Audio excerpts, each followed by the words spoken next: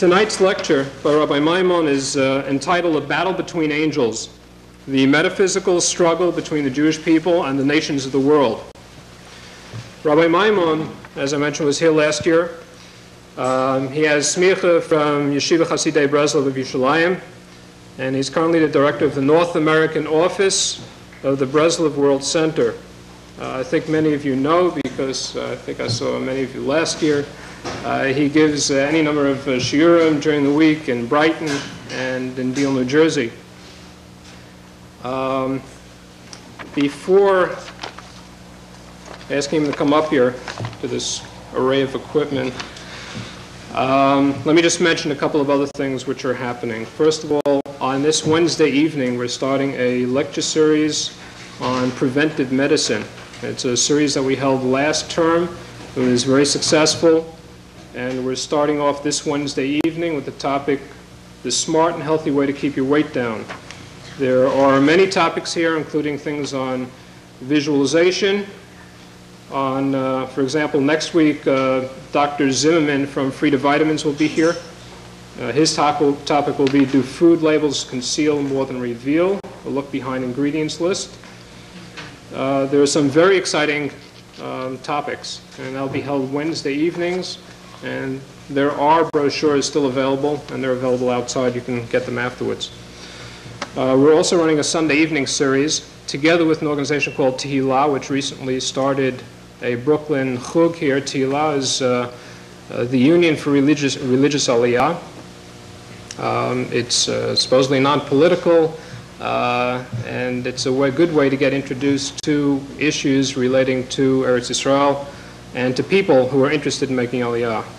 We've run one lecture already in a series. The next lecture will be coming up on March 9th. That's a Sunday evening.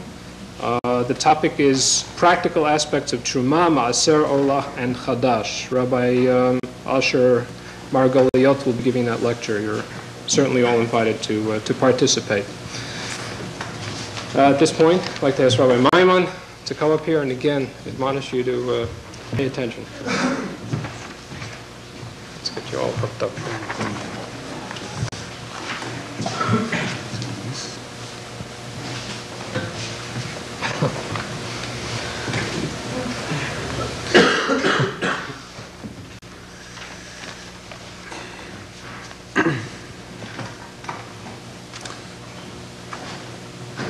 First, I'd like to welcome all of those that have come to the shiur from wherever they've come. The subject that we're going to discuss tonight can be a very sensitive subject, and it's something that is based on one of the foundations of Judaism, one of the foundations of our emunah, our faith in Hashem and our faith in the Torah.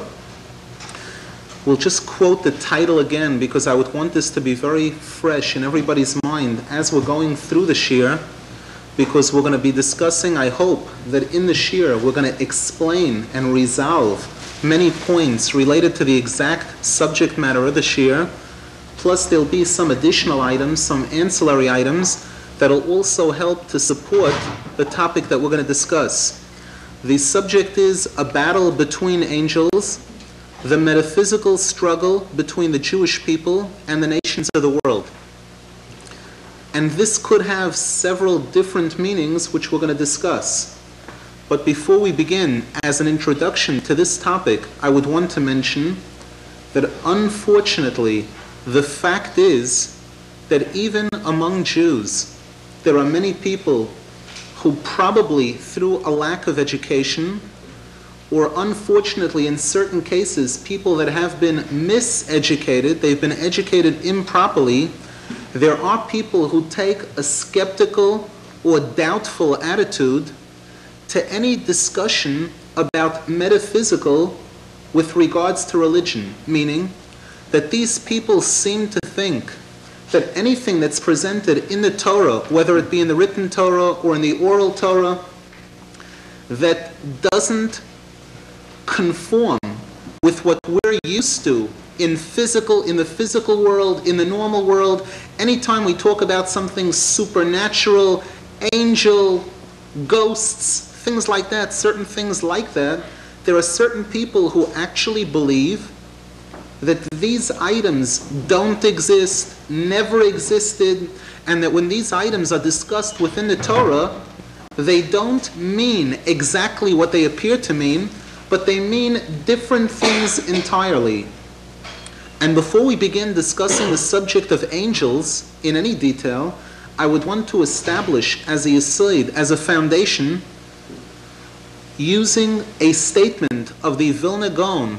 The Vilna Gaon was one of the great Talmidei Chachamim that lived during the 1700s, that's accepted by the very, very vast majority of Jews, if not all Jews, as being one of the leaders of Klal Yisrael, of the Jewish nation, during that period of time, and from that time till today.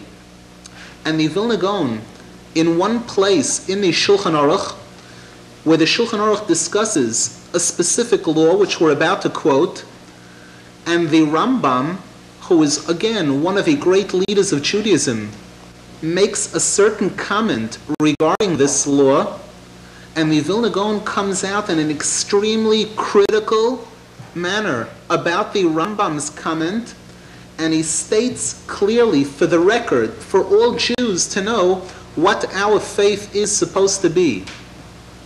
The place in Shulchan Aruch where this item is discussed is in Yoredeah, chapter 179, the laws of Ma'anein u'Machashev, the laws that deal with magic and things related to magic, which for starters, which Jew would imagine that laws of magic are discussed in the code of Jewish law in the Shulchan Aruch?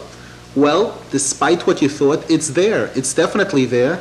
There's a whole chapter discussing it, and one of the laws that's presented there is, the Shulchan Aruch says, that if a Jew is chas v'shalom bitten by an akrov, by a scorpion, one is permitted to recite certain incantations, certain lechoshim, lachash, that is discussed in the Gemara. The Gemara mentions certain specific words, which when mentioned, when these words are mentioned, there is a power within these words, a holiness that Hashem has placed within these words, whereby they can actually help to cure a person from any suffering or any harm that could come about through the bite of a scorpion or certain other types of tragedies. And the Shulchan Aruch states that one is permitted to recite these incantations even on Shabbos, where normally we know the law is that on Shabbos a Jew is required to limit their words very much, and a Jew is supposed to try to avoid speaking about anything that doesn't pertain to holiness, to Torah, to mitzvah. A Jew is definitely not permitted to speak about business or about weekday type items, divrei chol as it's called. And yet the Shulchan Aruch says, should such a situation chas v'shalom present itself, whereby a person would be bitten by a scorpion, one is permitted to recite these incantations, although they seem to be, again, divrei chol, light items.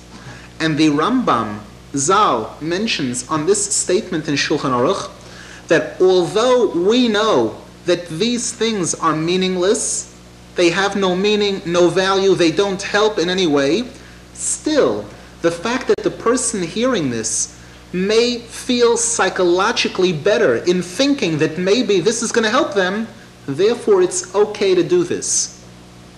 Now the Rambam lived in the 1100s up until about the year 1205. He is known as one of the Rishonim, one of the earlier rabbis, who is considered one of the greatest authorities of Judaism that lived at that time. The Vilna Gaon lived approximately 500-600 years after the Rambam, and as such he is referred to as an achron, one of the later rabbis, who in just about all cases in Hebrew law, an achron is never permitted in any way to contradict a statement of a Rishon, of an earlier rabbi. There's no way he could ever challenge a rabbi from an earlier group hundreds of years before that's considered on a much higher level. And yet in this case, the Vilna Gaon writes clearly in the Shulchan Aruch that everybody knows that all the rabbis that lived during the time of the Rambam all disagreed vehemently with his attitude pertaining to these type of items, whether it be magic, whether it be angels, whether it be incantations, whether it be amulets, these items that are discussed in many places in the Gemara, and the Rambam in his writings seems to speak lightly of these items. The Vilna Gaon says, we know that all the other rabbis during his time disagreed with him vehemently, and they said that the only reason why the Rambam had this mistaken belief about these items was because he got involved in the study of philosophy. He studied the works of Aristotle, Yamach Shemoy, and other philosophers of that caliber, and this led him astray to a large degree in certain specific areas of Judaism, such as these. Whereas the Vilna Gaon Zal says, speaking on his own behalf and on behalf of the majority of Jewish authorities and leaders, that we believe implicitly that all the many places throughout the Gemara and throughout the Zohar HaKadosh where it discusses these subjects, angels and shadim and amulets and lechoshim, all of these items are definitely true in their simple form. They are factual even in their simplest form, and yet there is also a deeper meaning, an additional deeper meaning to these items, not the depth that's discussed in the philosophical works, Chas v'Shalom, the Vilna Gaon says, but the depth that's found in the writings of Kabbalah, in the writings of Sifrei Emes. Therefore, when we mention the term angelic, or the subject of metaphysical with regards to Judaism, we know that there definitely is such an item, there is such a field, and there is a lot to say about it. Now the Gemara tells us in Chagiga, Daf Yud Daled Amud Aleph, page 14, the Gemara says that there's a debate between two rabbis regarding the manner in which angels are created. One rabbi, the Gemara says, Shmuel, said to Chia Barav, I'm going to tell you some very interesting information that your father, Rav, once told me. And one of the points of information that he mentions is that each and every single day, angels are created. There is a special river in heaven called the Nahar Dinor, the river of fire, and it's from this river that these angels are created anew every single day, and these angels sing to Hashem. They sing the praises of Hashem, and they do the bidding of Hashem. This is one opinion. The Gemara says that another rabbi, Rabbi Shmuel Bar Nachmani, said that each and every single statement that comes forth from Hashem creates an individual angel. Each and every single time Hashem says a word, an angel is created. As the pasuk states clearly, Bidvar Hashem Shomayim Nasu Uberuach Piv Kol Tzavaom, that through the word of Hashem the heavens were created, and with the breath of the mouth of Hashem all the armies of heaven, meaning the angels, were created. So we see that the Gemara states very clearly that there are many angels that were created by Hashem to serve a variety of purposes. Now the question is, at which point did all of this begin? This subject of angels, and what is the attitude of these angels towards the Jewish nation, number one? And number two, is there such a thing as was presented in the title of our topic for tonight, as angels that represent the Jewish nation and angels that represent lahavdil, the other nations of the world, and a conflict that takes place between the two? The answer is most definitely. There definitely is such a thing, and it actually dates back to when Hashem first created man. The Gemara tells us, and the Zohar HaKadosh speaks at great length about this, the fact that when Hashem first suggested to the heavenly court that he wanted to go ahead and create man, as the Torah states clearly that Hashem said, Na'aseh Adam, let us make man. Hashem was referring to a group effort, not where the group would be involved in the actual creation of man, but Hashem in his infinite modesty was willing to negotiate with the angels in heaven at the time regarding the subject of whether we should go ahead with the creation of man or not. And the Gemara says that there were angels that spoke up and spoke negatively. They said definitely not, because as angels, you Hashem have given us the power to look ahead into the future, and we see very clearly that were you to go ahead and create this being called man, and you're going to present him with free choice to either do mitzvos, to either perform righteous deeds, or to go against you, to actually go against Hashem, man is going to sin. Man is going to anger Hashem. And therefore, why should you, Hashem, go ahead and create a problem for yourself? Why create opposition?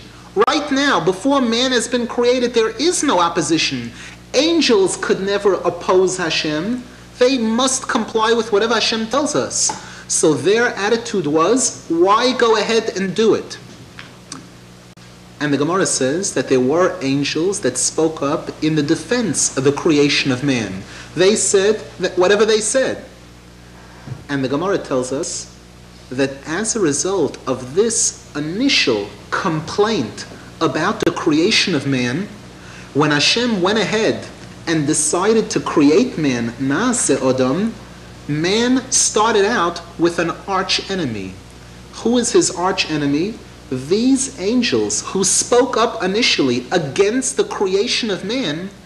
These angels felt it their duty to prove to Hashem throughout history that they were right, that their opinion was correct. So that whenever they would see man, and when we use the term man here now, we're speaking specifically about the Jewish nation, because we know this, the Gemara states very clearly that the purpose of the creation of the world was Bishvil Yisrael, for the sake of the Jewish nation.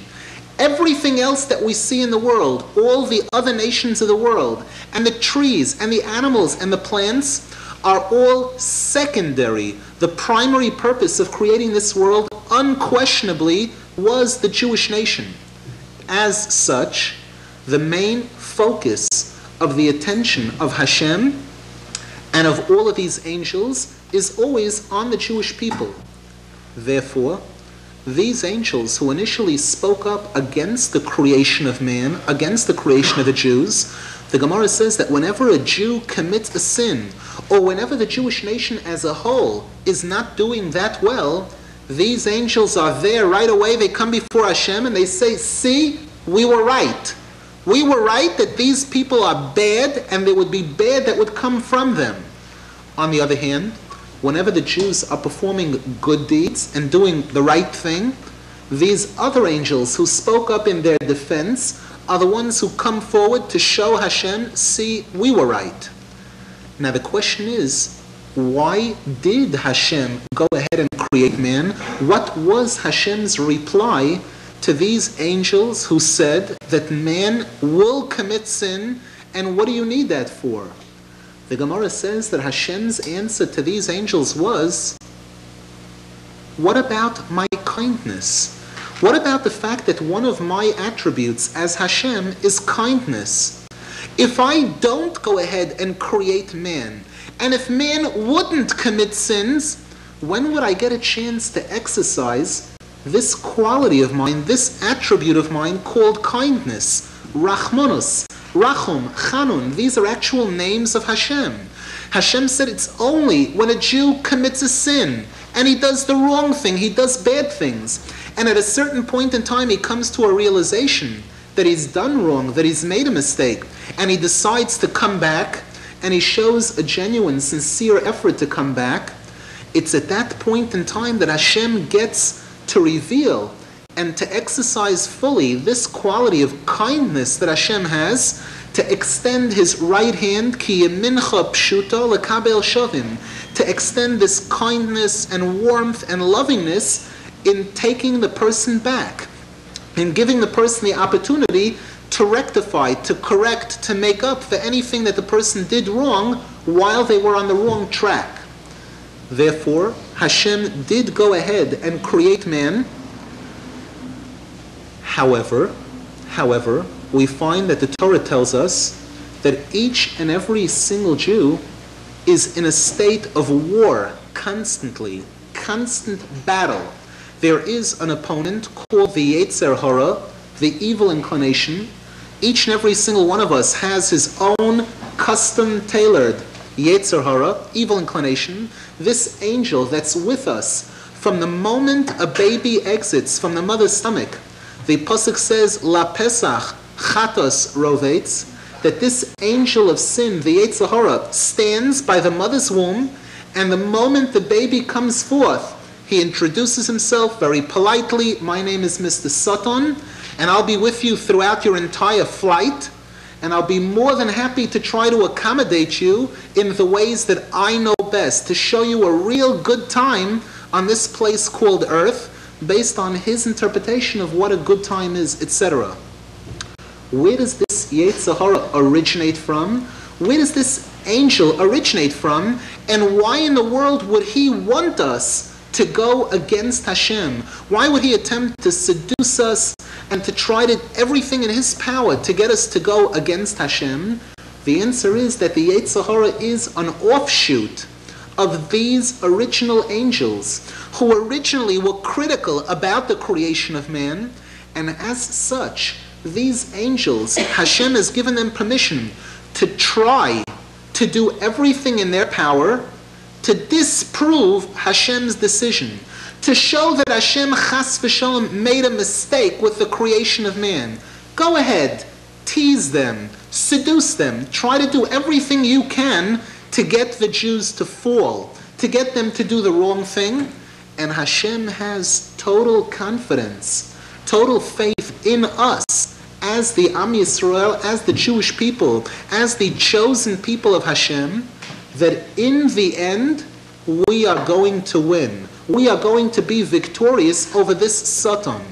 And even if, unfortunately, very unfortunately, the vast majority of Jews are not Torah observant, are not religious, and as such, they don't pass this test, they don't make Hashem look good, Hashem is not impressed with numbers at all. To Hashem, it's no big deal whether he's got 4 billion people on his side, which represent all the other nations of the world, or the tiny drop in the bucket, the Am Yisrael, which compared to the other nations of the world, we don't even represent a drop in the bucket. We represent like a microscopic dot. And if Hashem was willing to create the world just for the Jewish people alone, then even if within the Jewish people themselves there's such a small minority that will observe the mitzvahs, that will be successful in this milchemes hayetzer, in this battle against the Satan, Hashem says for those few, it was all worth it, 100%. There's no question at all, it was worth it to create all the animals and plants and goyim and everything that we see was worth it for this small select group that are going to be victorious over this angel and over this group of angels that would seek to disprove, to hold back the kindness of Hashem, not to afford Hashem an opportunity to show his true kindness, this rachmanus, this chaninus. We find the Sifrei Kabbalah tell us that these angels participate in all different aspects of Jewish life and in all different aspects of the conduct of the world. For example, there is a pasuk in Navi where the pasuk says that Hashem says that if a person will go against me, if a person will become a rasha, Hashem says, I am prepared to strike out against this rasha with my fist. This is the terminology that's used about Hashem. Now, chas v'shalom, for a Jew to think that there's anything whatsoever physical about Hashem, that when we use the term the hand of Hashem, or the eyes of Hashem, or the fist of Hashem, we certainly don't in any way whatsoever mean to describe any physical attribute of Hashem. These terms are representative of certain other items. For example, in this case, the Sifrei Kabbalah tell us that there is an elite unit of angels in heaven, Malachei Kabbalah, they're called, angels of destruction, angels who punish, and this group of angels consists of a team of 3,280 angels, whose purpose it is, their mission in serving Hashem is, they're the ones who mete out punishment, penalty, to anyone that deserves it. And the Arizal explains that this is what's hinted to in this statement in the Pasuk, when the Pasuk says, Lahakos bo'egrof Rasha, that Hashem strikes out with his egrof. Egrof is the Hebrew word for a fist. Hashem strikes out with his fist at the Rasha. The four letters of this word egrof, Aleph, Gimel, Resh, Pei, the Gimel Aleph represents Gimel Elef, 3,000. The Resh Pei has a numerical value of 280. There is this team of 3,280 angels whose mission it is, they are the ones who are in charge over punishing Rishonim. And the Arizal says that just to cite one example of where these angels make an appearance in Jewish history, we have the case of the land of Egypt, which enslaved the people of Hashem for a period of 210 years, and they imposed tremendous suffering and hardship in every way, and at some point in time Hashem said, the time has come. Now we're going to reward them for how nicely they treated my people, B'ni Bechori Yisrael, my firstborn, my chosen people. They decided to enslave and oppress. Watch what we're going to do for them. And Hashem presented this land of Egypt with a series of 10 plagues, where their water was turned to blood, there was frogs, there was oroiv, a mixture, as the whole zoo came out to participate in the cities in running the people down, and there was cheshech, there was darkness, there was lice, there was hailstorm, a series of 10 plagues that were inflicted on these Egyptians. And each one of these 10 plagues has a name that's mentioned in the Torah. Dam is blood, Tzefardea is frogs. The Arizal says you'll observe that if you take the 10 titles of these 10 plagues, Dam, Tzefardea, Kinim, Orov, exactly as they're spelled in the Chumash, you'll observe that the sum total of the numerical value of these 10 words, or 11 words, Makas Bechoros, the plague against the firstborn is 2 words, these 11 words have a numerical value of exactly 3,280. And this is a hint to show us that it was this unit of angels that represent the fist of Hashem. They were the ones with whom Hashem lashed out at this nation of Egypt, this land of Egypt.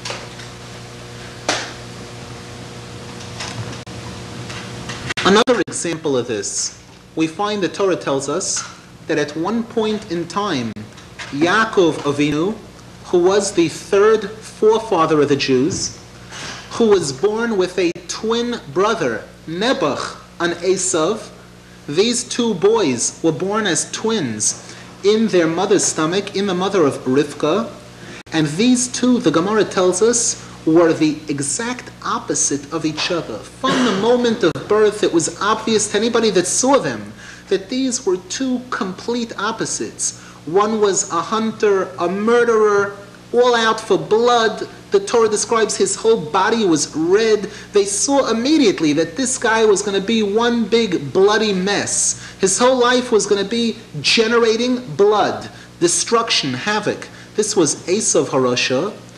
And Lahavdil, his twin brother, Yaakov Avinu, was Yoshev Oihalim, was a person who by nature was very studious, intellectual, looking for knowledge, looking to get to know about Hashem, kind to people, good in every which way. The Torah tells us a lot about them, and at one point in their lives, due to a series of reasons and events, Esav came to attack his brother Yaakov Avinu with a team of 400 soldiers. Arba Meos Ish. Esav was coming to get his brother Yaakov. The Torah tells us that Yaakov Avinu was alerted to this fact, and he sent 3 Malachim. He sent a group of angels. Vayishlach Yaakov Malachim.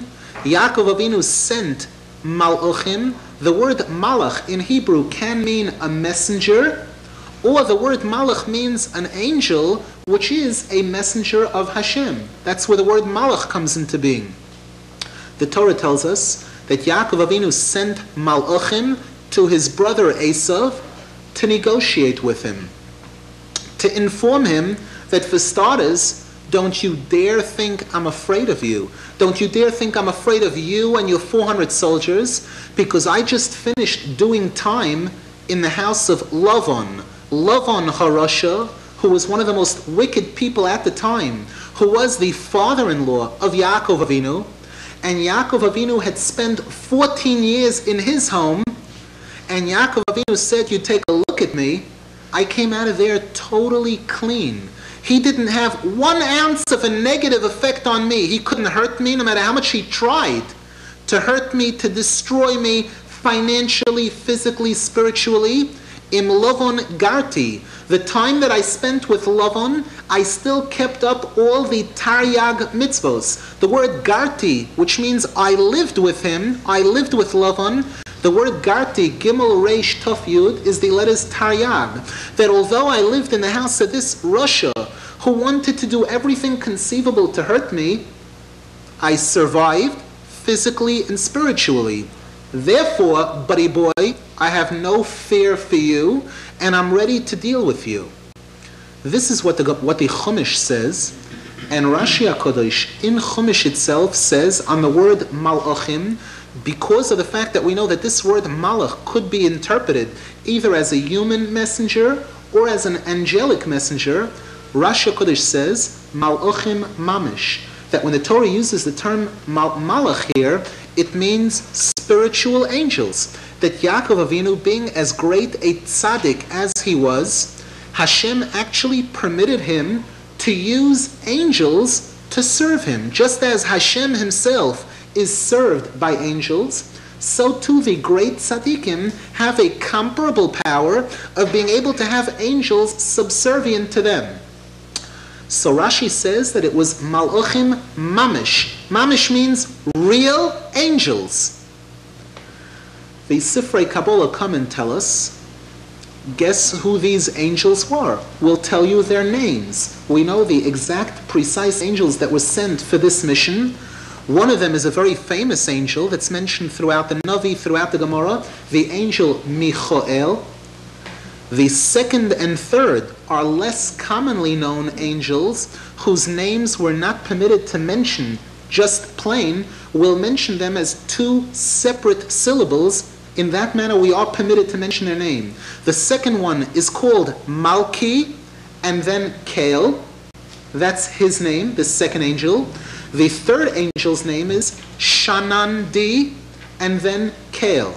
These were the names of the 3 angels that Yaakov Avinu sent to his brother Esav. How do we know that it was these 3?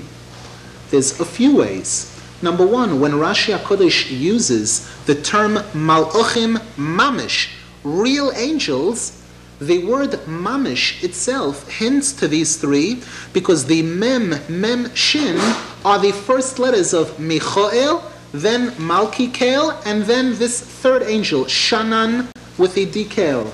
The letters Mamish itself represent these 3 angels. The Meforshim point out also, you'll observe, that these 3 words, Vayishlach Yaakov Malachim, that Yaakov Avinu sent angels, These three words have the exact numerical value to the names of these three angels, this Michael and the other two angels. Both of them have a numerical value of 677. This is where we see that the exact angels that were used for this mission were these three, and they served Yaakov Avinu, and they supported Yaakov Avinu against Esav Harasha. So we see a case here of a team of angels being used to support the Jews in their battle against Esav, against the nations of the world. These were just examples. Now the Arizal points out, you'll note, every morning those Jews, men and women, who daven as a Jewish man and woman should daven, one of the things we say right before Shmon Esrei is, we refer to Hashem, we say, Ezras Avosenu Atahu Me'olam. You, Hashem, are the one who helped our forefathers a long time ago. And just as you helped them, going all the way back to the beginning of Jewish history, we're asking you, Hashem, to help us also. Note the term that we use about Hashem is, we refer to Hashem as Ezras Avosenu, the helper of our forefathers. The Arizal points out that this word Ezras is alluding to this mission where Hashem helped out Yaakov Avinu by providing him with these three servants of Hashem, these three angels who were lent out to Yaakov Avinu to support him on this mission. And as such, this word Ezras, Hashem, the helper, the word Ezras is Bigimatria 677, which is the total number of these three angels who served Yaakov Avinu. This is what we're hinting to when we ask Hashem, you Hashem who helped our forefathers in the past, in this manner. Now we know exactly what it's referring to. We're asking Hashem to help us also in 1986, for Hashem to provide us with whatever support we need, either direct from Hashem or through angels that serve Hashem, to provide us with the help and support that we need. Now, to get to the main subject of tonight's shir, which addresses specifically this struggle between the Jewish people and the nations of the world in terms of angels. This topic is discussed at great length in the Zohar HaKadosh in the beginning of Chumash Shemos, where the Torah discusses what took place between the land of Egypt and the Jewish people. There the Zohar HaKadosh takes time and many pages to explain and to show, based on the sentences in the Chumash, exactly what was taking place here physically and metaphysically.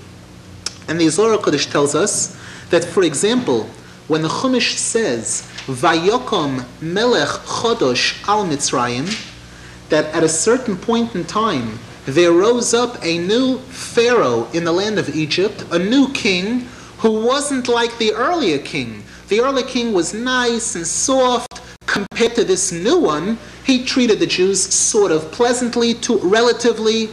There suddenly rose up a new king in Egypt who started acting very, very rough to the Jews. And the Zohar HaKadosh says that, what does this refer to? The Zohar HaKadosh says that each and every single one of the nations of the earth has a representative in the United Nations above, in heaven. They have an angel that represents them within the heavenly court, and that speaks on their behalf and acts on their behalf and does everything he can to represent them, to support them. The Zohar HaKadosh says that whenever we see a nation on earth grow or take on a new form of leadership in the world, you know that what preceded their elevation on earth was that their angel in heaven, the angel that's representing them in heaven, is lifted up first. He's lifted up, he's elevated, and as a result of the elevation of the angel that represents this nation in heaven, the corresponding nation on earth also experiences an aliyah. Now, why in the world would Hashem want to lift up one of these nations of the world? specifically the angel that represents one of these nations? The answer is, this is based on a pasuk in Eicha, where the pasuk says, Hayu tzoreho l'rosh, that the enemies of the Jews, the opponents of the Jews, were l'rosh, leaders. The Gemara says that because Hashem loves the Jews so much, even when the Jews misbehave and Hashem is forced to punish us, Hashem doesn't want to insult us or embarrass us by having any old yuckle be the one to hit us, be the one to punish us. Hashem wants it at least to be done in the most respectable fashion that it could be done. So when Hashem designates the nation that's going to be used to punish the Jews, the first thing Hashem does is He lifts that nation up. He elevates them. He makes them the most important, significant nation in the world. And the Zohar Kodesh actually gives examples, 3 examples. The land of Egypt. Who is Egypt? Egypt who? Egypt what? Egypt is a crumb in the world. They're nothing. Look at a map. How big is Egypt? And yet, when Hashem decided that they should be the ones to impose punishment upon the Jews, the Torah states very clearly that Egypt became the marketplace of the world. Egypt became the leaders of the world. There was a famine. Things worked out in such a manner whereby this tiny little country became the leaders of the world at that time, the center of civilization, the center of commerce and everything. And they inflicted their penalty on the Jews. And as soon as their job was over, Hashem just dumped them right into the sea. Finished. Like a used handkerchief, thrown away, put into the washing machine, laundry, and never to be taken out again. Done away with in the washing machine. The next nation, Bavel, Babylonians.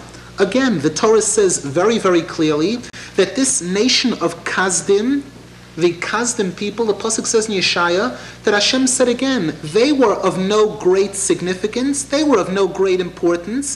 The pasuk says, Hein Eretz Kasdim, Zeh Ha'om Lo Haya, that this people of Kasdim, these Babylonians, were like a puff of air. They were a nothing of a nation. When Hashem wanted the Jews to be exiled in Bavel, Hashem lifted them up, He raised them up for that period of time, and then suddenly, what is Bavel today? Iraq, the land of Iraq.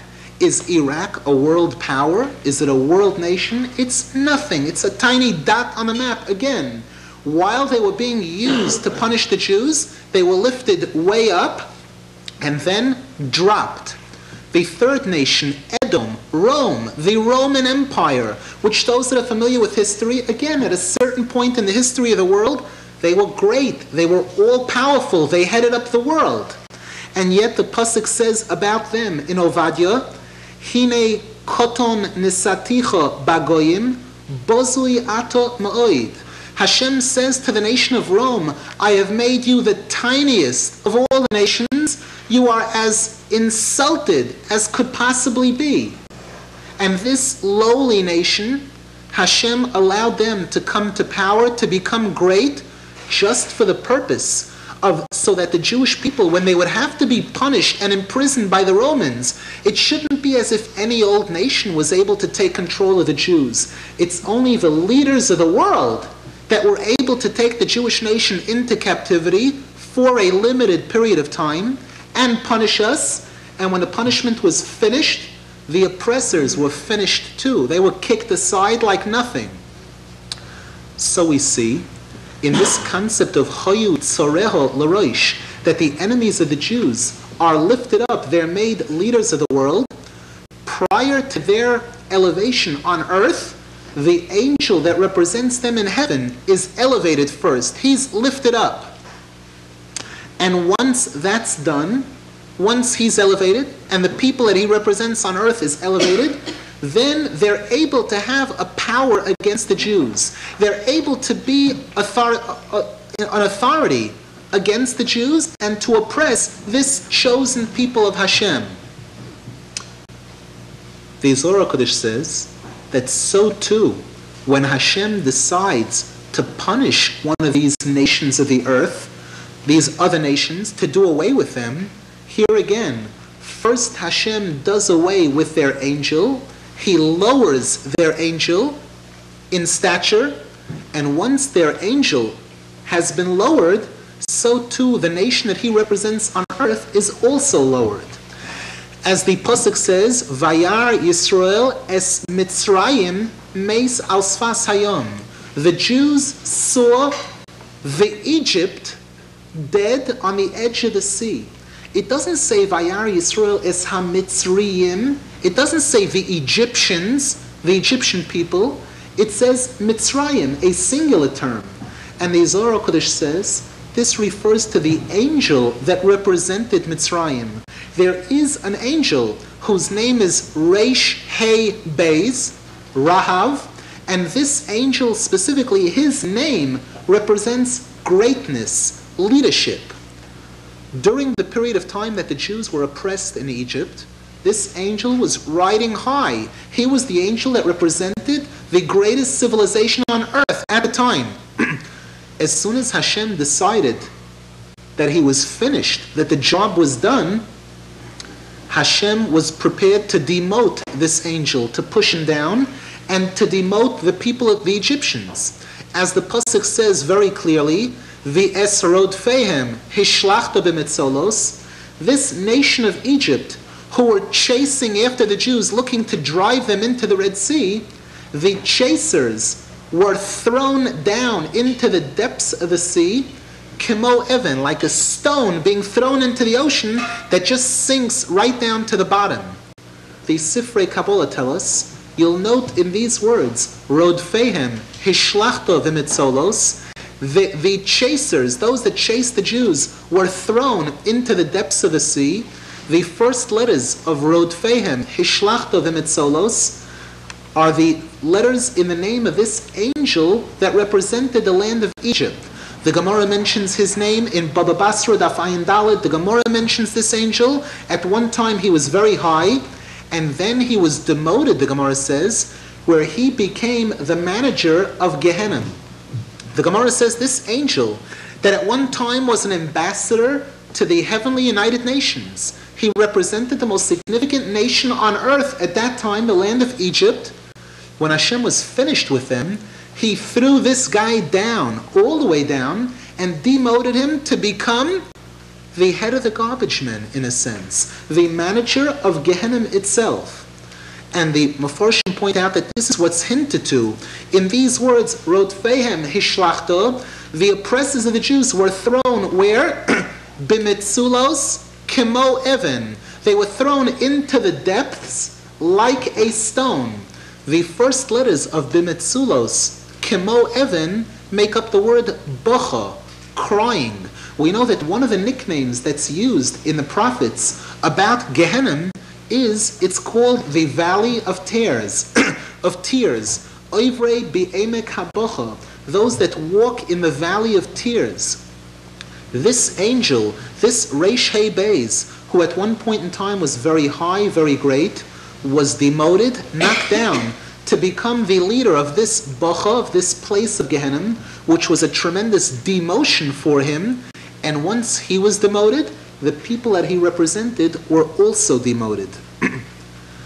What we've said so far is simply representative of many, many, many items like this that come up constantly throughout the Torah.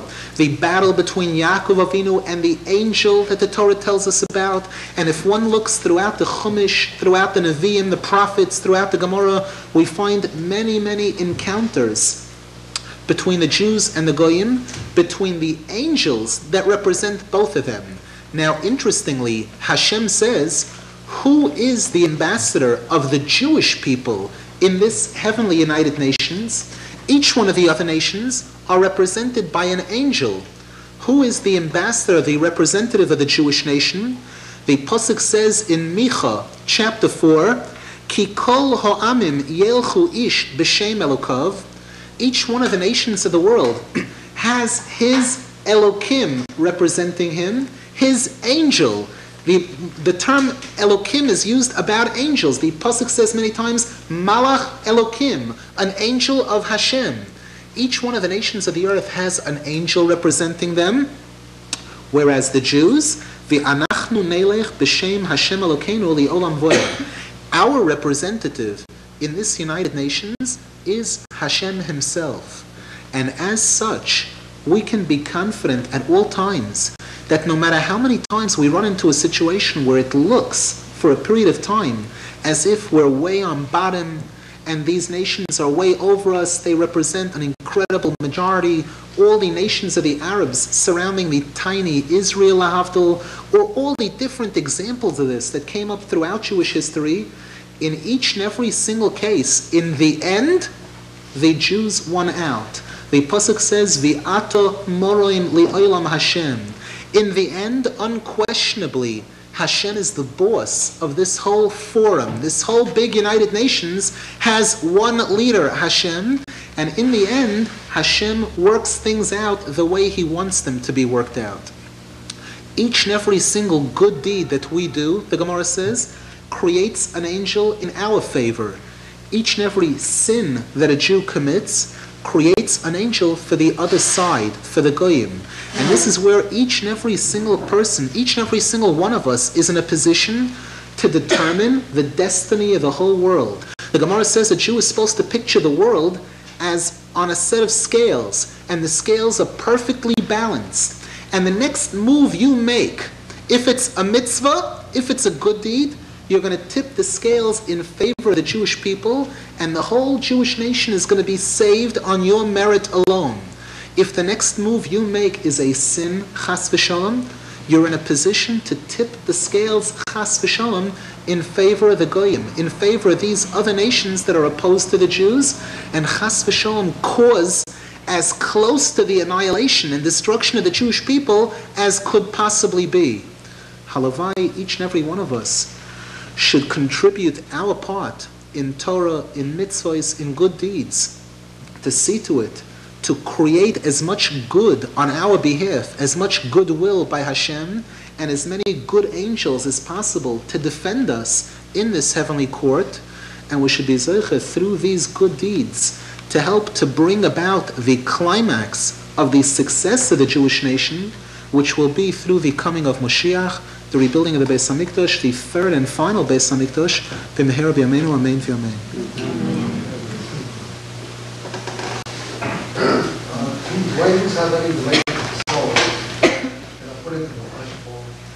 Do angels have any relation to souls that are put into the flesh form?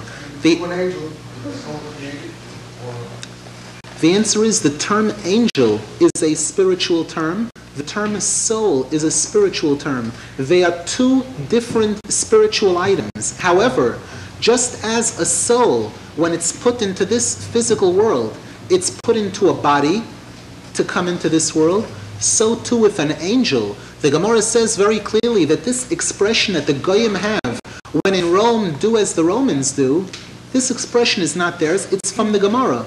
When an angel chooses to visit the earth, he comes in human form. He must come dressed as a human being. This is why when the Torah tells us that Avraham Avinu saw three people walking towards him, and these were angels, and they ate by him, they washed their hands. These were actually angels who on earth took on human bodies and had to conduct themselves as human beings to a certain extent.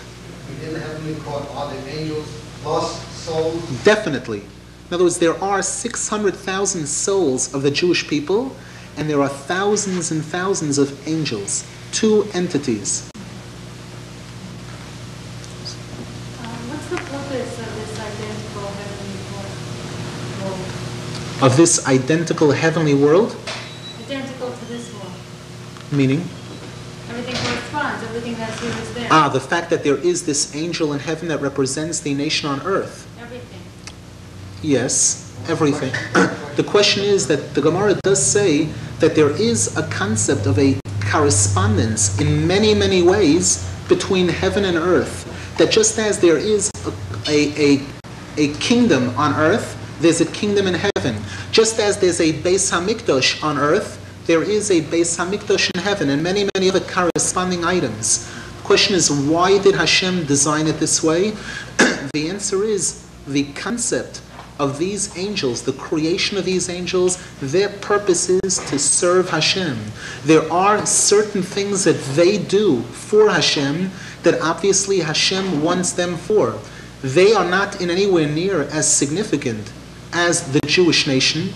The Jewish nation is considered more significant than them, but the fact remains that there is a lot that goes on in heaven that we don't necessarily understand. There's a reason for them, all the activity that's going on there that we're not aware of, there's a reason for everything. Exactly what it is, I don't really know. It might be discussed more in the Sifrei Kabbalah, etc., but there definitely is reasons for all the action going on there.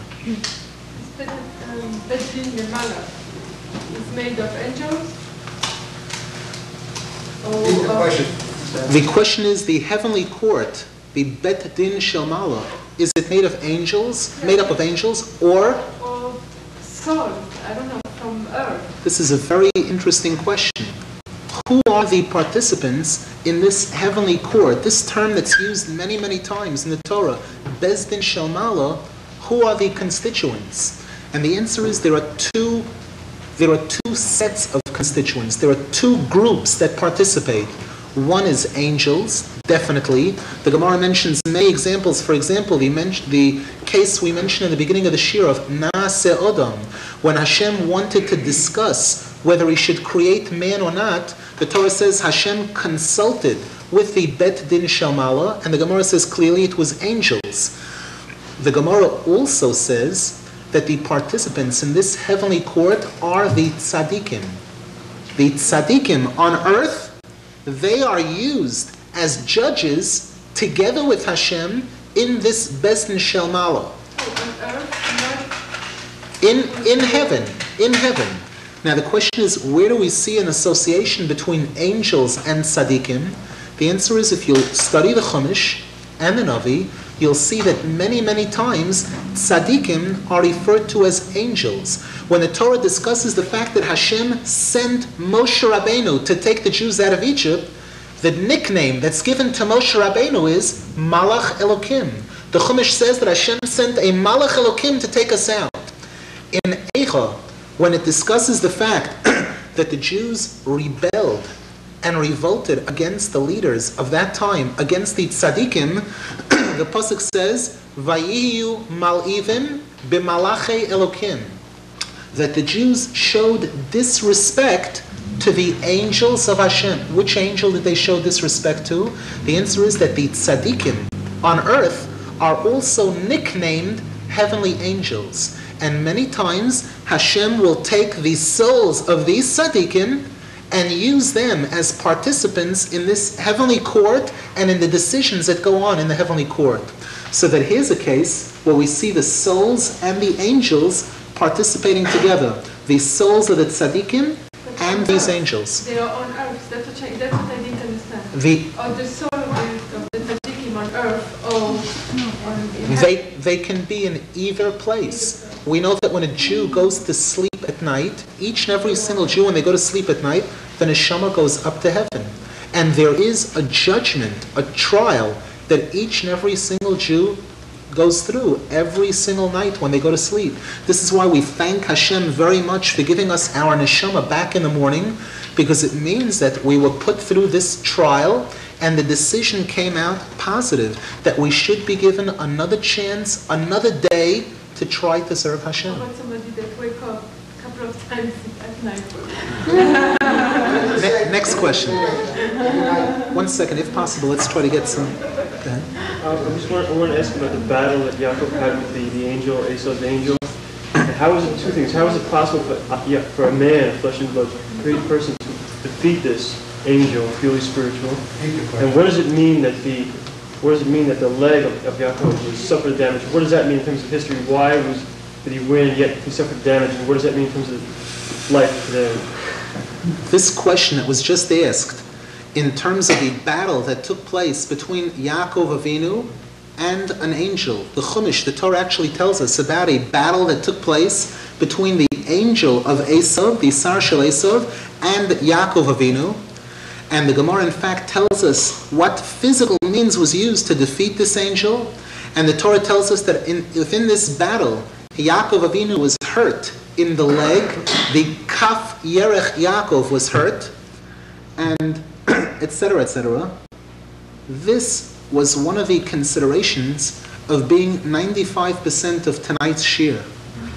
Unfortunately, it worked out that we discussed other subjects. On this subject, there are pages and pages in the Zohar HaKadosh, and specifically in the Shiloh HaKadosh, explaining in very, very great detail, in terms of how a tzaddik can defeat an angel.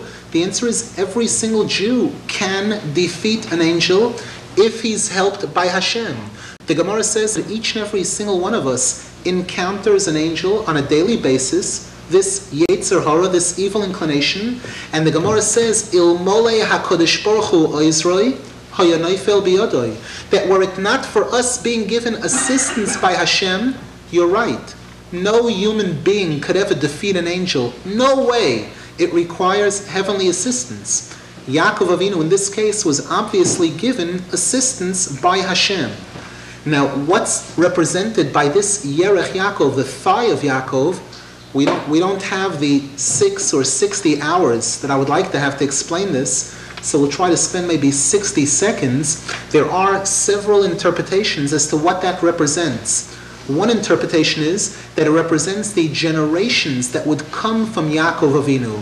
That although this angel couldn't harm Yaakov Avinu himself, he couldn't harm the body of Yaakov Avinu, he was able to harm his leg. We know the Gemara says in one place, Bra kara da avuha. A child is an extension of a parent. A child is like a leg of the parent. So what was implied here was that although the angel couldn't harm Yaakov Avinu himself, he was able to cause damage to the generations that would come forth from Yaakov Avinu. And much of the suffering that we as Jews have experienced from the time of Yaakov Avinu till now is due to that incident. Specifically, Tisha B'Av, the morning day of Tisha B'Av, we'll just mention this very quickly for those that will catch this. There are 365 days in the year which correspond to the 365 gidin in the body. The Gemara says that each and every single human being is made up of a total of 613 parts, corresponding to the 613 commandments of the Torah. There are 248 organs, actual organs. There are 365 tendons, gidin they're called. One of these 365 gidin is called the gid hanoshe, which is a certain part of an animal that we as Jews are not permitted to eat. Even from a cow, a kosher animal, the gid hanoshe is a part that we are not permitted to eat.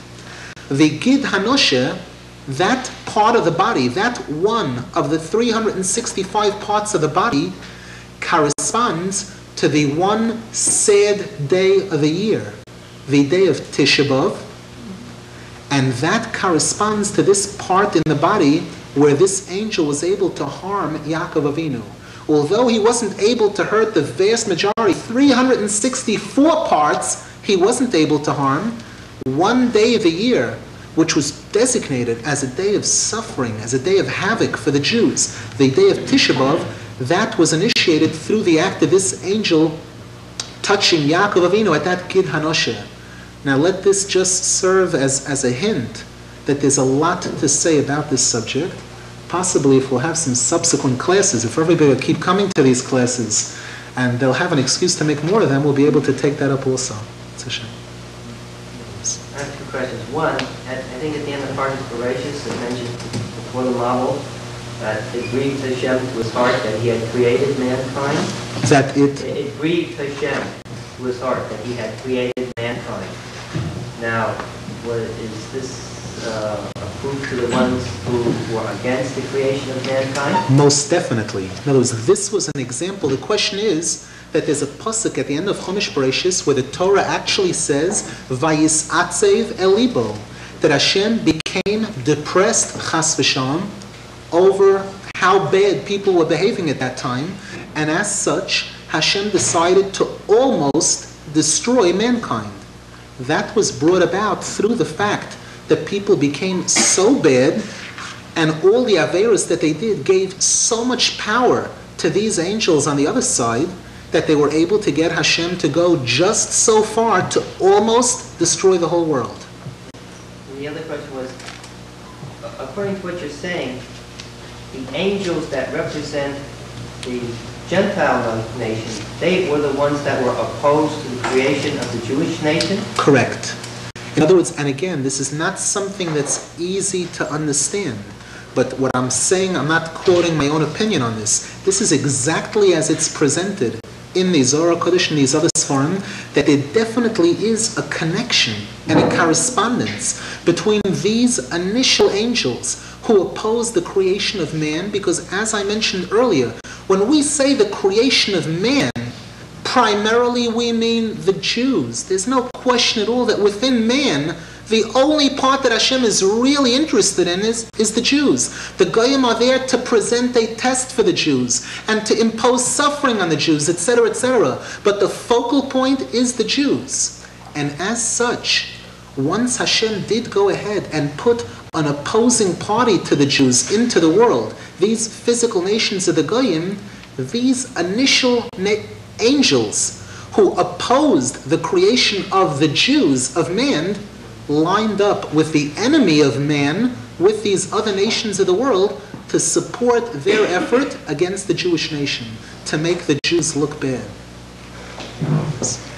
The Gemara says, though, that the difference between the Malach and an Adam is that the Malach is only knows Midas Hadin, and that Adam was created, Hashem created Adam with Midas Hadin and Midas Rachman. That's why you always see the angels are always Mekatrik, and any time Hashem has Mechila and Klal Yisrael, you'll hear the angels are Mekatrik and say, well, you know, they did an Einish, that they should get punished for it. So isn't that really like the reason why the angels are against the creation of man? Not so much the creation, but the feeling was that that Adam should be created solely on Midas Hadin and without Midas Rachman. The answer is that there are certain angels in heaven that are called Masme'ilim, the ones on the left side, or Mekatregim, as the term that you used. There are definitely angels in heaven on the right side that represent kindness. This is brought up in the Gemara many times. For example, we have the two most basic angels that are discussed throughout the Torah, Michael and Gabriel. And we say each and every single Jew who goes to bed, as a good Jew should, says before they go to sleep, Miyamini Michael, on my right side is the angel Michael, Umismoli Gabriel. On my left side is the angel Gabriel, who represents Gevura, harshness. And the Gemara definitely does say that there are angels that are judgment, harshness, and in fact, the nickname for an angel, which is Elokim, is Hashem's name of judgment. So what you're saying is definitely right in that sense. However, there definitely are also angels of kindness who support the Jewish people, as we see many, many cases throughout the Torah. Where they most definitely. As the Pasuk says, for example, there is a sentence in the Torah where the Torah says, Im yesh olav malach echod mini elef, that if a Jew goes ahead and commits 1,000 sins with which he creates 1,000 prosecuting angels, and he goes ahead and does one mitzvah, one good deed, with which he creates one good angel, the Torah says that one good angel is at least equal to 1,000 bad. Hashem's love for kindness and love for good and love for the Jewish nation is such that a drop of good outshines a lot of bad. So we see again that there's left and right, there's pro and anti-Jews among the angels. Sorry. Exactly, this is what I was going to bring up. That a person may create, isn't it that way, he may create good angels with his good deeds and mitzvahs, create bad angels with sins. Most definitely. During Yom Kippur, this heavenly court is in session. Prosecutors and defenders. Most definitely. Most definitely. As a human being and a layman, I've seen Hashem work in many ways, the way I see it. I'm very thankful to have seen Hashem work in many ways. Are angels here, right on this earth? Could I say that I was in one room and I heard something in another room? By what vehicle do our mitzvos and averos go up and be counted? To what vehicle is this all happening? Are they here now? The answer is, in our tefillah, even in our words of prayer, if you study the words of slichos, which we say prior to Rosh Hashanah, those men that get up early in the morning then for these special prayers of slichos, at the end of slichos, one of the paragraphs there, we actually speak to the angels on earth. And we say to them that we beg of you, machnise rachamim, you angels, whose mission it is to carry up our prayers to Hashem, please go ahead and do your thing. So we see definitely that there are angels around us at all times, and they're functioning, they're doing thousands of missions, and there are definitely angels that are there to help us in this manner. For example, there are angels whose mission it is to carry up our prayers to heaven. That's one example of one of the missions that's given to angels to do. Now, in terms of a person getting to see or feel the presence of these angels, this is something that usually only very, very, very great tzaddikim can actually see it or feel it. We sometimes are given a gift by Hashem, where Hashem opens a door to us in a sense, and we see clearly something unnatural, something uncanny, where it looks obvious to us, like Hashem did a wonderful thing for us, like you just mentioned, that type of item. For us to distinguish between whether it's an angel or this or that, that's something that I don't think anybody today is qualified to be able to do. We can simply acknowledge, we can look for these things and acknowledge them and be extremely thankful for them. So you would also say there are no such thing as accidents. Very, very strong statement, yes. And again, this is contrary to many books written by Jewish authors, by Jewish leaders, who dare to use this term accident or coincidence. We state very emphatically for the record that we follow the opinion of those authorities in Judaism, such as the Zohar HaKadosh, the words of the Gemara, the Sifrei Chasidus, who state very, very clearly that that word coincidence does not exist whatsoever in a Jewish dictionary. The word coincidence or accident, nothing like that. It's meted out punishment. At times it's punishment, or at times it's Hashem's way of reminding us that He wants us to come close. There are different ways of looking at it.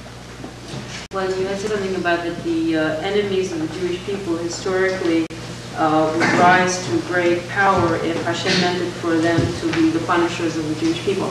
So, in today's times, if you look at the nations that are blatantly enemic to the Jews, they're the Arabs. Now, on the one hand, you could say that, well, they're doing well in terms of war, etc. On the other hand, they're really not financially, economically, they're not really thriving tremendously, whereas the nations that are the United States and Russia, for example. So if you were to see the United States as being, very friendly and certainly, on the side of the Jews, then can we see that as a very strong sign that Hashem is feeling very benevolently towards the Jews, because He's certainly not empowered the enemies of the Jews to great heights. You know what I'm trying to say? Yes, yes. So can we see that as a sign that this is a wonderful, the beginning of some kind of a wonderful, golden age for the Jews, rather than what we just left, which was the Holocaust? You know what I mean? I would mention my own personal feeling or opinion on this. When we say that a nation becomes great, it doesn't mean that every Tom, Dick, and Harry in that nation becomes great.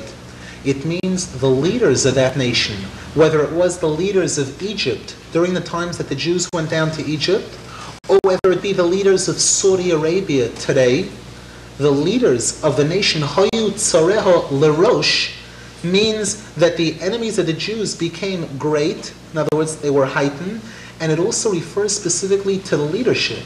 So if we have a ridiculous situation today, where you have a country like Saudi Arabia, or Iran, or these other countries, or Haiti, these other places of enemies of the Jews, where you have a situation where the people, the average salary in the country is 30 cents a year, they make 30 cents a year, and then you have the leader who's got $30 million stashed away in accounts, or you have the leaders of Saudi Arabia, who have 66 Rolls Royces each. And again, this case of oil, which is the most hysterical thing. If a person wants to think of this in Gashmias terms, how off the wall this is, that because these countries happen to have one resource, how often do you drink oil? In other words, what about all the other resources that each and every single other country in this world possesses, that the Arab nations needed?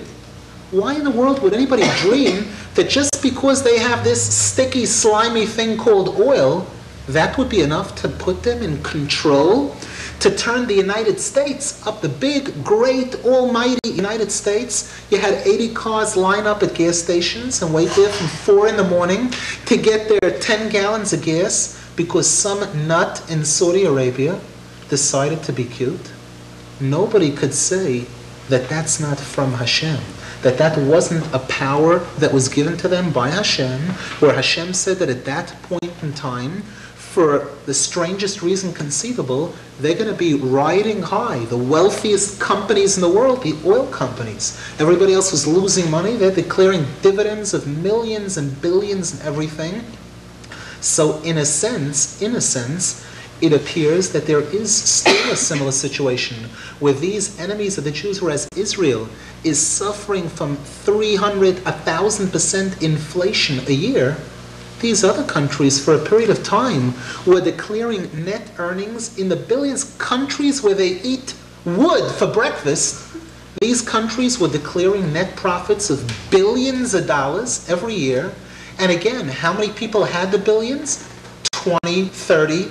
The royal family, if you're familiar with the newspapers, as they've written up, whether it was the Shah of Iran or the royal family of Saudi Arabia, these others who stashed millions and billions and are all-powerful, dictatorial, Marcos, whoever it is, at that point in time, they're riding way, way up. They're on top of the world. 60 Rolls. Does Reagan have 60 Rolls Royces? He's got a meager $100,000 salary. He's got nickels compared to these wealthiest people of the world today. But you can't even pronounce their names. Bazoo, Mazoo. These characters are walking around with billions of dollars, these Arabians, when you have the intelligent and most productive people in the world struggling to maintain an economy. We're trying to figure out, we have scientists trying to figure out how to hold down inflation in America, and they're riding in billions. But in terms of nuclear, in terms of weaponry, in terms of, just sheer power, certainly the United States. True, the United States and Russia are referred to as superpowers. But where is all the attention of the United States and Russia focused? What's the powder keg of the whole world? It's that little tiny dot on the map. That little speck is what the whole world is balanced on.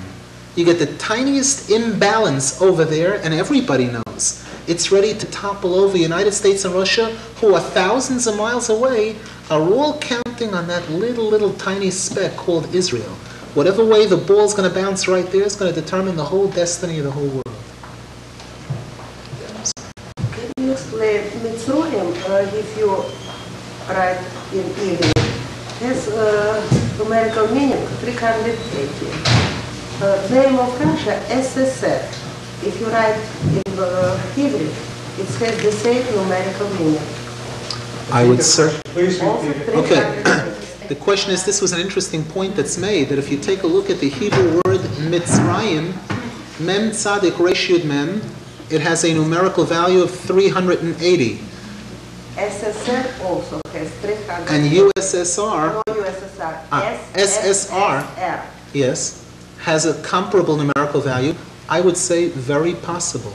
Because I once attended a shiur given by my rabbi, where he showed the similarity between Hitler, Yamach Shemay V'Zichroi, and Haman, these different Rishonim in all different generations. We definitely can see a correspondence, even in Gematria, showing that this is one gang.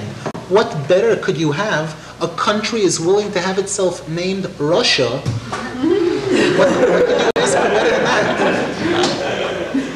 We don't even need any gematrias to show where they're at. Rasha in Hebrew is not very good. To the context of that nothing is an accident, can you explain what Hashgacha Pratit is? The question is regarding the statement that there's no such thing as an accident. How do we define Hashgacha Prati? The answer is Hashgacha Prati is exactly what we just said. That it's the belief that there's nothing whatsoever that takes place in this world. Nothing. A leaf doesn't shake in a tree. A crumb doesn't move on the floor. An ant doesn't walk without Hashem's supervision and without Hashem wanting that item to happen in the exact manner that it does. Hashgacha means supervision. Prati means specialized or specific, where Hashem is specifically supervising each and every single tiny thing that takes place in this world, from the biggest things to the tiniest things. Hashem himself is involved in overseeing them, in making it happen, and in everything that relates to it. How can something like what's happening in Hitler could have been happening? This question, no, we can say, there's a lot to say about it, but to answer in a word, this question comes up many times. If Hashem is watching and controlling everything that takes place, how do we have a Hitler, Yamach Shemay V'Zichroi? How do we have these incredible Rishonim do such terrible things to the Jews?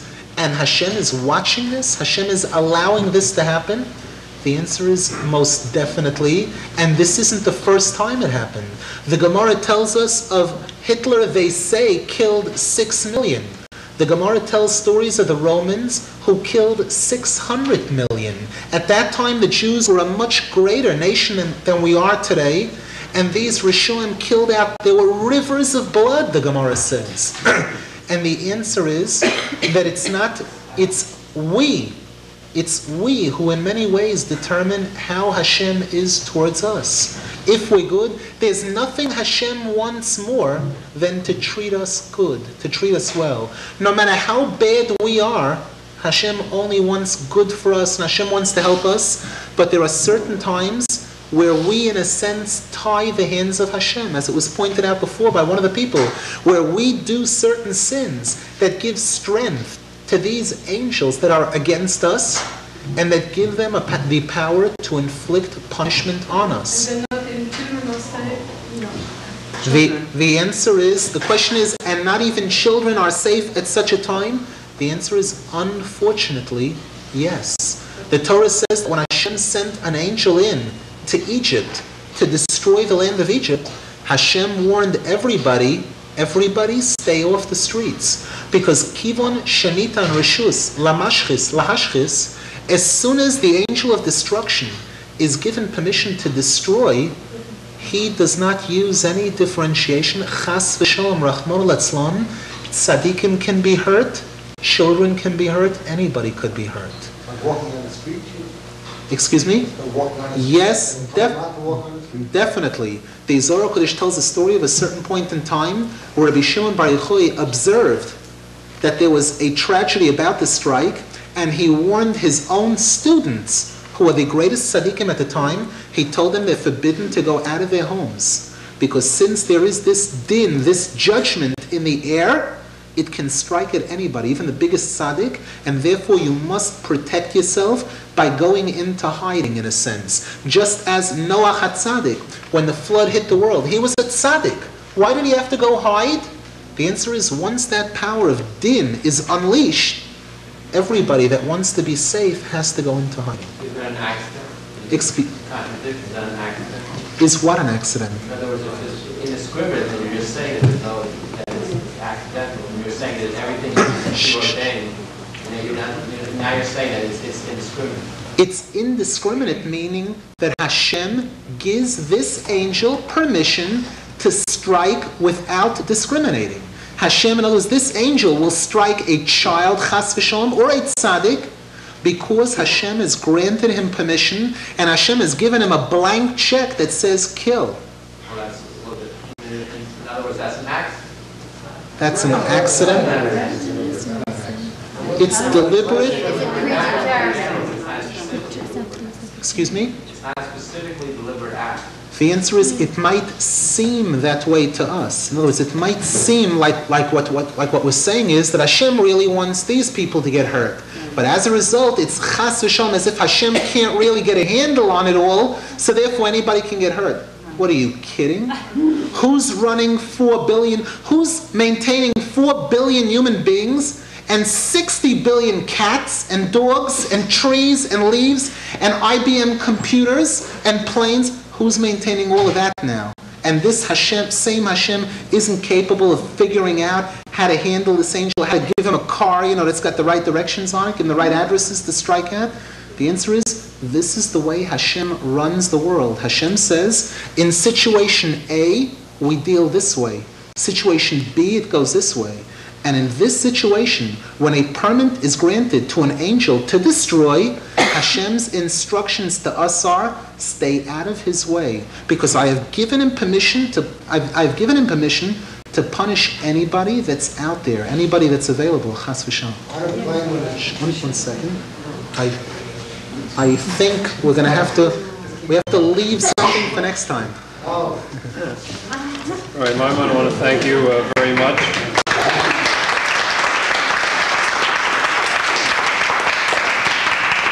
It's interesting that we ended up almost at a place that we began last year. Last winter's entire series was on the topic of free choice and free will. And Rabbi Maimon participated there, so you certainly got him when he was certainly very well prepared for this topic. I also just want to mention that Rabbi Maimon will be back as the last speaker in this series on April 7th, and his topic at that time will be the Gentiles' fate at the end of days, when judgment and truth prevail. It should be, again, a very exciting topic, and I hope you'll join us. In the meantime, that clock is not right over there. We've got 2 things for you. First of all, refreshments. There's tea, there's coffee, and something to munch on. And there are also some tapes and some sperm in the back that you can purchase if you wish. And we'll be davening Marav, for those of you that are interested, at 10:20. All right, it's in about 20 minutes. Thank you.